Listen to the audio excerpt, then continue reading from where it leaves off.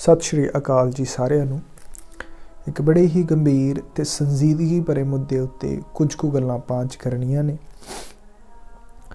तुसीं सारे जाणदे ही हो दरबार साहिब की धरती दे उत्ते एक युवक ने बेअदबी करन दी कोशिश की। उस तो बाद उत्थे मौजूद लोगों ने उसनूं घेर के पहला उस तो पुछगिछ की। उस तो बाद उस भीड़ ने उस आरोपी नूं मौत दे घाट उतार दिता। हुण इस सारे कांड दे उत्ते बहुत सारियां गल्लां कीतियां जा रहीआं ने। एक पक्ष है जो भीड़ द्वारा कीते गए इस सारे वर्तारे नूं सही दस रहा है, तो दूजे पासे कुछ लोग ने जिहड़े इस तरीके की मॉब लिंचिंग नूं गलत बयान दे ने। फिर एक होर सवाल उठदा है कि बेअदबियां दा सिलसिला आखिर रुकदा क्यों नहीं, क्योंकि उस तो बाद ही एक होर इसे तरीके की घटना कपूरथले तो भी आउंदी है, जिथे एक आरोपी नूं फड़िया जांदा है।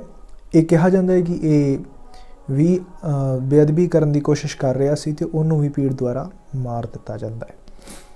हुण दो चार गल्लां ने, दो चार सवाल ने जिहड़े अज आपां इस वीडियो दे विच चुकने ने या विचारने ने। मैं तुहानूं सारिआं नूं अपील करांगा कि वीडियो नूं लास्ट तक जरूर वेखिओ ते संजीदगी दे नाल गंभीरता दे नाल इन्हां गल्लां नूं सोचिओ जरूर। सब तो पहलां गल करदे हां उन्हां दोनां हत्यावां दी जिहड़ी उस घटना तो बाद भीड़ द्वारा की गई। मैं इस तरीके की हिंसा के पक्ष विच बिल्कुल भी नहीं गा ते मैं इन्हां चीज़ां नूं सिरे तो खंडन करदा वां। उहदा एक बहुत वड्डा ठोस कारण यह है कि अज ही जिस तरीके नाल पुलिस हुण छाण पड़ताल कर रही है, जे आरोपी अज जिंदा उन्हां दे हत्थ हुंदा ते पड़क पड़चोल करन दे विच जांच दे विच बहुत सारियां चीज़ां उस तो लभणीआं सन जिहड़ियां कि उस मुंडे दी मौत दे नाल ही दफन हो गईयां। यह भी सच है कि भीड़ जदों बेकाबू हो जाए उहदा कोई धर्म दीन ईमान नहीं हुंदा, वो भावें किसी भी धर्म की होवे ते भीड़ द्वारा किया गया कोई भी काम उन्होंने असी नैतिक ते कदी भी नहीं मन सकते, खास करके हत्या वर्गी चीज़। हाँ, लोगों के मनां विच गुस्सा सी, उन्होंने उस गुस्से नूं कढ़िया, उस बेअदबी नूं ना झलदे होए उहदी हत्या कर दित्ती। लेकिन जरा सोचो, सानू हर मौके ते हर हाल दे विच कानून उत्ते भरोसा करना चाहिए। मैं ये मनदा कि कानून दे द्वारा जो कुछ पिछे जिस तरीके नाल काम किया गया वो संतोषजनक नहीं गा, लेकिन उन्होंने ठीक भी असी ही करना है।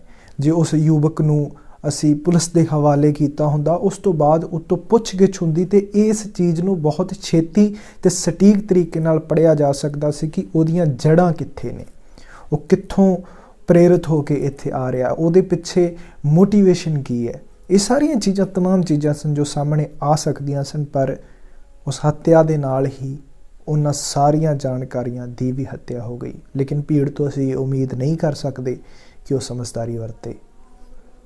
दूसरा सवाल है कि आखिर बेअदबियां क्यों नहीं रुकदियां।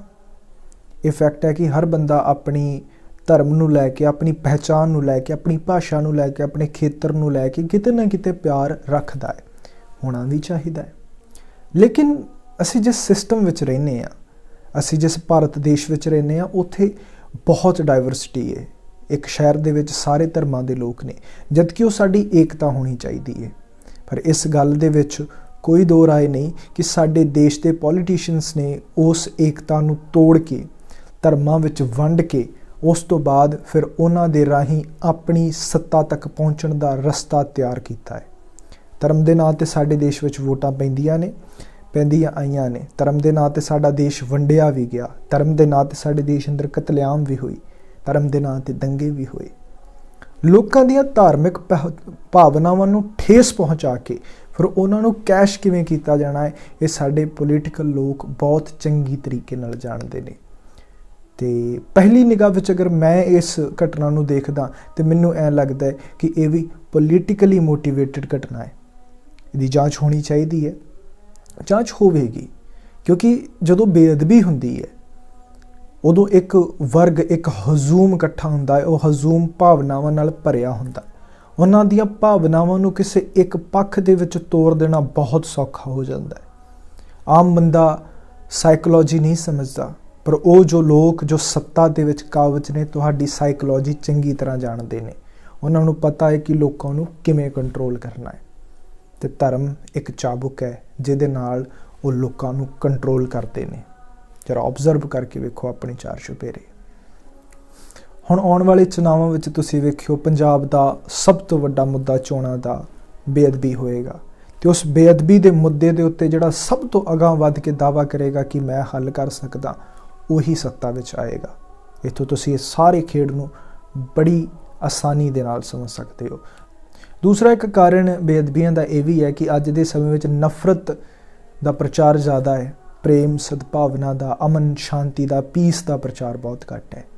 ਹਰ ਬੰਦਾ ਆਪੋ ਆਪਣੇ ਧਰਮ ਨੂੰ ਲੈ ਕੇ, ਸੋ ਕਾਲਡ ਜਾਤੀਆਂ ਨੂੰ ਲੈ ਕੇ ਬੜਾ ਹੀ ਪੋਜ਼ੈਸਿਵ ਹੋਇਆ ਫਿਰਦਾ ਹੈ। ਤੇ ਪਤਾ ਨਹੀਂ ਇਹ ਕਿੱਥੋਂ ਸਾਡੇ ਮਨਾਂ ਦੇ ਉੱਤੇ ਭੂਤ ਸਵਾਰ ਹੋ ਗਿਆ ਕਿ ਧਰਮ ਦੇ ਨਾਮ ਦੇ ਉੱਤੇ ਅਸੀਂ ਕਤਲ ਕਰ ਦਿੰਦੇ ਹਾਂ, ਧਰਮ ਦੇ ਨਾਮ ਦੇ ਉੱਤੇ ਦੂਸਰੇ ਧਰਮ ਨੂੰ ਠੇਸ ਪਹੁੰਚਾਉਂਦੇ ਹਾਂ, ਕਿਸੇ ਦੀਆਂ ਭਾਵਨਾਵਾਂ ਦੇ ਉੱਤੇ ਚੋਟ ਕਰਦੇ ਹਾਂ। ਇਹ ਇਨਸਾਨਾਂ ਵਾਲੇ ਕੰਮ ਤੇ ਨਹੀਂ। ਅਸੀਂ ਉਸ ਦੇਸ਼ ਦੇ ਨਿਵਾਸੀ ਹਾਂ ਜਿਸ ਦੇਸ਼ ਵਿੱਚ ਸਰਵ ਧਰਮ ਸਮਭਾਵ, ਦੂਜੇ ਦੇ ਧਰਮ ਨੂੰ ਆਪਣੇ ਧਰਮ ਵਰਗਾ ਜਾਣਨ ਦੀ ਹਦਾਇਤ ਹੈ। ਲੇਕਿਨ ਸਦ ਅਫਸੋਸ ਅੱਜ ਸਾਡੇ ਦੇਸ਼ ਦੇ ਵਿੱਚ ਧਾਰਮਿਕ ਸਦਭਾਵ ਤੋਂ ਜ਼ਿਆਦਾ ਧਾਰਮਿਕ ਨਫ਼ਰਤ ਪਾਈ ਜਾਂਦੀ ਹੈ। ਇਹ ਵੀ ਇੱਕ ਕਾਰਨ ਹੈ ਇਹੋ ਜਿਹੇ ਘਟਨਾਵਾਂ ਦਾ।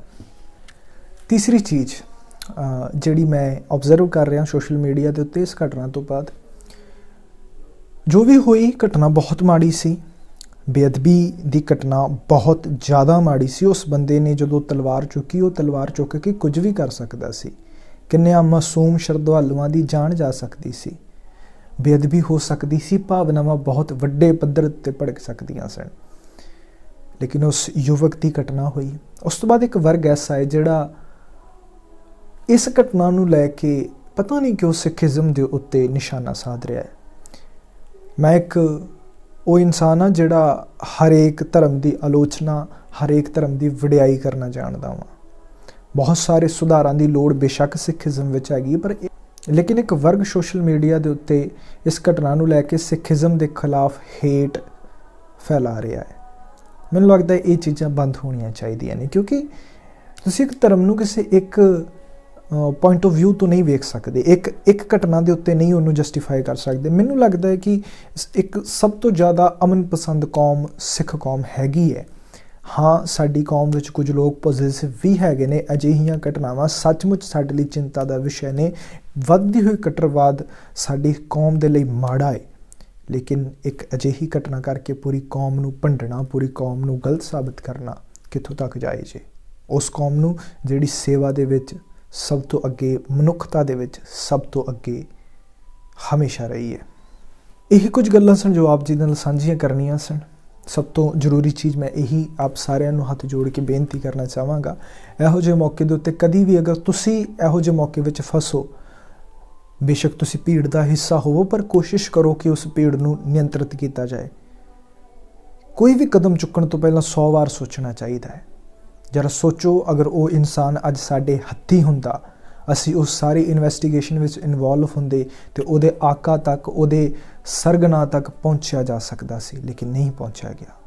ਦੂਸਰੀ ਚੀਜ਼, ਅਮਨ ਸ਼ਾਂਤੀ ਸਮਾਜ ਵਿੱਚ ਬਣੀ ਰਹੇ, ਸਾਨੂੰ ਸਾਰਿਆਂ ਨੂੰ ਇਹਦੇ ਪ੍ਰਯਾਸ ਕਰਨੇ ਚਾਹੀਦੇ ਨੇ। ਧੰਨਵਾਦ।